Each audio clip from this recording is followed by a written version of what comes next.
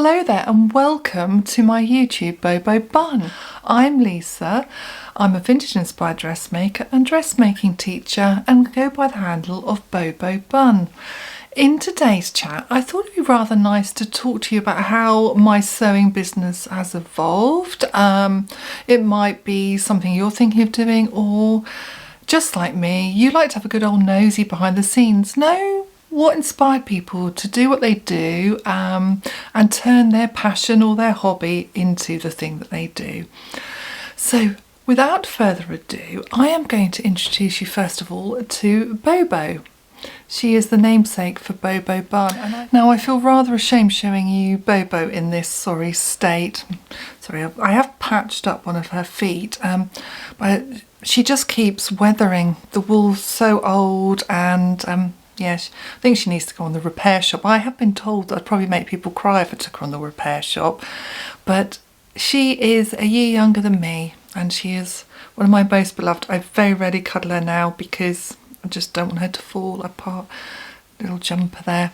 Now, I named my business Bobo Bun after my beloved Bobo, so I thought that would be a good place to start. I have explained on Instagram a long time ago, but I don't think I've ever told you here why I'm called Bobo Bun. Now, Bobo comes from my nanny Daisy. She got her sister to knit Bobo for me when I was a year old. And me being adopted, my nanny, for some reason, I became her favourite. She had 11 other grandchildren and my cousins. I was the baby and I think she felt sorry for me. Obviously liked me and eventually, but we became firm friends, and very sadly my nanny died of cancer when I was 6. She was going to come and live with us and she would have slept in my bedroom, and my last memory of her is sitting on my bed with her in the other bed and we were eating strawberry ice cream, which now in my memory seems like it was the most intense pink ever in the world. But I just remember it being a warm day and just feeling so content eating our ice cream, talking to my lovely Daisy nanny. Anyway, she got her sister to knit Bobo for me, and apparently Bobo came in a whole felt outfit, of which I ripped off. I was a year old. I ripped all the clothes off, hugged Bobo to me, leapt on the sofa and just shouted Bobo, and she's been Bobo ever since. Now, when I was older, I was told a story about when my nanny first moved to London. She was born in Norfolk. She was a country girl, and she spent most of her life in London till they were bombed out during the war and had to move back with 6 of her then 7 children, my mum being the baby who was born in Norfolk. But at age 12, she went to London to work as a nursery maid in one of the large houses there, to a very wealthy family. And she was allowed to take her pet rabbit in a wicker basket with her. And just the image of a 12-year-old standing at a train station with the only company being their rabbit, but thank goodness she was allowed to take her rabbit with her. And I just love that link of thinking of the small girl going with her rabbit, her having Bobo, my knitted bunny rabbit, knitted for me to show the love. It's been that theme, and I've always had pet rabbits. I don't now, but my daughters growing up had them as I did. We adore rabbits. And when I was thinking of the name for my business, when I first set my business up, I used to make design and make children's knitwear and hats. I moved on to bags. I sold vintage homeware that I sourced, taught knitting, crochet classes, did all sorts of things. So I needed a name for my business. It's evolved over all of the years for whatever seems right at the time, but I wanted a name that summed up handmade, what handmade means, about the love, the skills passed down, how important it is, family connection. Bobo Bun seemed right after trying out many names, and Bobo Bun I have remained. So bless her heart, but she does need some love, doesn't she? Tender love. I did think, I'm just going to pop her gently down here. I did think I should tell you the name behind, because I'm a part of a women's network business hub, and I'm doing this accountability scheme where we kind of kick each other up the bum every month, every few weeks, trying to achieve our goals and our targets. And she asked why my business was called Bobo Bun, and I just thought, well, you'd probably like to know that. So I told you my evolution of my business up to that point. Then I opened up vintage and makers markets to give other people a showcase for showing their work. And alongside all this, I was teaching, you know, my day job.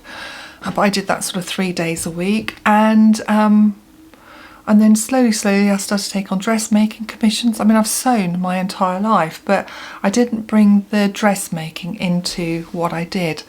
I took commissions and I realised I didn't enjoy doing those. I enjoyed teaching people. Dressmaking is my passion that I wanted to share through teaching. So I started freelancing about 8 years ago now for a couple of businesses. And then 2 years ago, I decided to set up my own business, Bobo Bun Sewing School, teaching other people how to sew. Last summer I brought it online, so I have Bobo Bun Sewing Club at Patreon, and I'm now thinking of where I take my business further, diversifying, and I'm looking at creating ebooks and downloadable PDFs and video courses so that anybody can reach my beginner classes, my fitting skills, the couture techniques, you know, any specialist skills they might like. That's what I want to share. I've learned all this stuff, I'm passionate about it, and I just want to be able to share it with people in any way I possibly can. The other thing that I'm very excited about this week, I'm going to go and look at a marvellous venue. It's just an amazing Georgian house in farmland. I'm looking at it with the view to hosting sewing retreats, with the goal of having one this year and then more each year as we go along, you know, maybe 4 a year if we can do that. So I can bring people together, you know, with the core values of coming together in the community of sewing, the well-being, you know, how good it makes you feel being amongst other people that love what you're doing, taking time out for you, eating good food, having fun, maybe learning some other skills and just chilling, all in a beautiful place. That's what I want to bring to people. So I'm really excited about going over to look at this place, and I will have a cup of tea and, well, not cup of tea, I don't drink tea, she had a cuppa, so hopefully coffee and cake while I'm there. Now, I've been very busy with the other side of my business, which is like my creative arm. Patreon is the place that I love to try out all my ideas while sharing it with all the lovely people who support me over there. And I thought you might like to see some of the projects that we've been working on. Now, this was the first project that I did on Patreon, the anemone corsage. I mix between showing people how to do accessories, from my designed brooches, corsages, to bags, to pattern cutting, to you know, creating their own clothes, learning fitting skills, teaching techniques. Last month I showed everyone how to grade patterns up or down, and how to put in a hidden zip in a jeans pocket. And then I also have a monthly chat, sort of a culture chat. And last month was about the Mitfords, starting from Nancy Mitford's Pursuit of Love. The Pursuit of Love being a fabulous novel, which was then dramatised for BBC with the amazing costumes. So we looked at those. And we also looked at the story of each of the Mitford sisters, who were quite sensational for different reasons. This month I've been talking about the history of the heart, how the shape we know came into being, how it's been used in fashion design and film, and I just absolutely love these talks, and I get such marvellous feedback from the patrons that it makes it all 100% worth it to know that they're enjoying it.